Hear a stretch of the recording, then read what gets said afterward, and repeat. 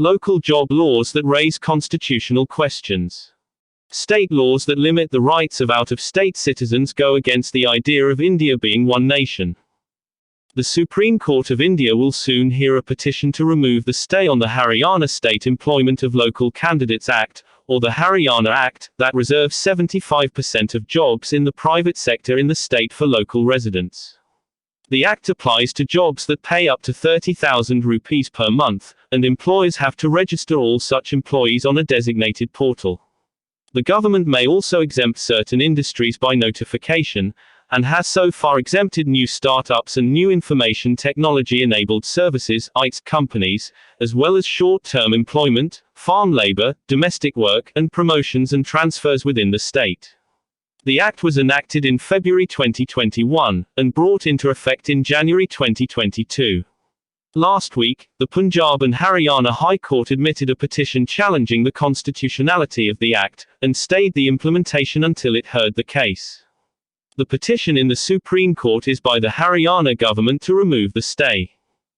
At the core of the issue. Other states such as Andhra Pradesh and Jharkhand have passed similar bills. The Andhra Pradesh legislation has been challenged in the Andhra Pradesh High Court. These acts raise several constitutional questions. The Supreme Court will first have to decide whether it will wait for the High Courts to decide the respective cases, and then hear any appeal, or whether it will draw the cases to itself as similar substantial constitutional issues are pending across High Courts. There are at least three important constitutional questions that arise from this act. First, Article 19(1)(g) of the Constitution guarantees freedom to carry out any occupation, trade or business. There may be reasonable restrictions, in the interests of the general public, and in particular related to specifying any professional or technical qualifications, or to reserve a sector for government monopoly. This act, by requiring private businesses to reserve 75% of lower-end jobs for locals, encroaches upon their right to carry out any occupation. In 2002, in the TMA Pi Foundation case, the Supreme Court stated that private educational institutions have autonomy in their administration and management. In 2005, in the PA Inamdar case, it said that reservation cannot be mandated on educational institutions that do not receive financial aid from the state, as that would affect the freedom of occupation.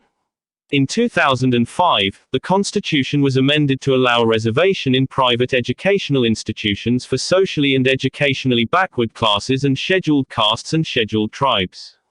Note that this amendment applies to admissions in private educational institutions and not to jobs in the private sector.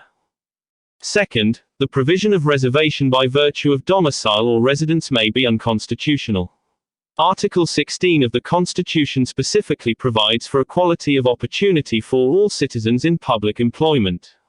It prohibits discrimination on several grounds including place of birth and residence.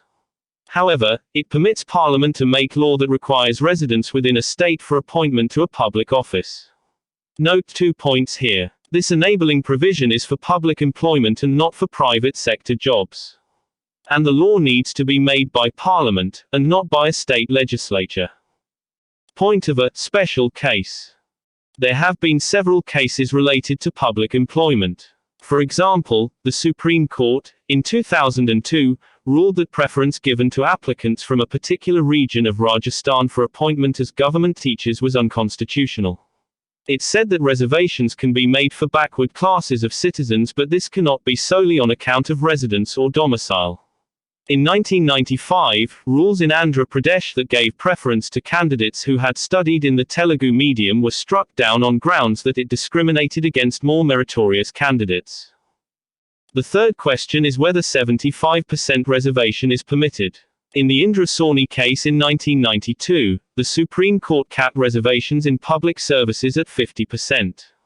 It however said that there may be extraordinary situations which may need a relaxation in this rule. It gave examples of far-flung and remote areas, where the population may need to be treated in a different way. It also specified that, in doing so, extreme caution is to be exercised and a special case made out. That is, the onus is on the state to make a special case of exceptional circumstances, for the 50% upper limit on reservations to be relaxed.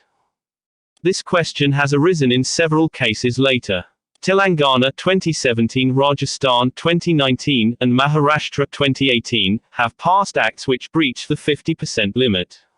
The Maharashtra Act, which provided reservations for Marathas, was struck down by the Supreme Court in May 2021 on grounds of breaching the 50% limit. It stated that the 50% limit is to fulfill the objective of equality, and that to breach the limit is to have a society which is not founded on equality but on caste rule. Affects equality. The Haryana Act does not further caste rule, as it is for all residents of the state irrespective of caste, but it breaches the notion of equality of all citizens of India.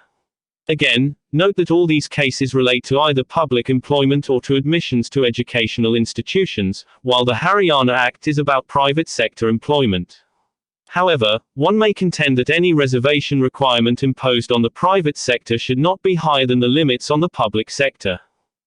Over the last 3 years, 3 states have enacted laws that limit employment for citizens from outside the state. These laws raise questions on the conception of India as a nation. The Constitution conceptualizes India as one nation with all citizens having equal rights to live, travel and work anywhere in the country. These state laws go against this vision by restricting the right of out-of-state citizens to find employment in the state. This restriction may also indirectly affect the right to reside across India as finding employment becomes difficult. If more states follow similar policies, it would be difficult for citizens to migrate from their state to other states to find work. Another fallout. There would be adverse economic implications of such policies. Other than potentially increasing costs for companies, there may also be an increase in income inequality across states as citizens of poorer states with fewer job opportunities are trapped within their states. There may also be serious consequences to the idea of India as a nation. Can people across states imagine themselves as citizens of one nation if they cannot freely find work and settle down across the nation? The courts, while looking at the narrow questions of whether these laws violate fundamental rights, should also examine whether they breach the basic structure of the Constitution that views India as one nation which is a union of states, and not as a conglomeration of independent states.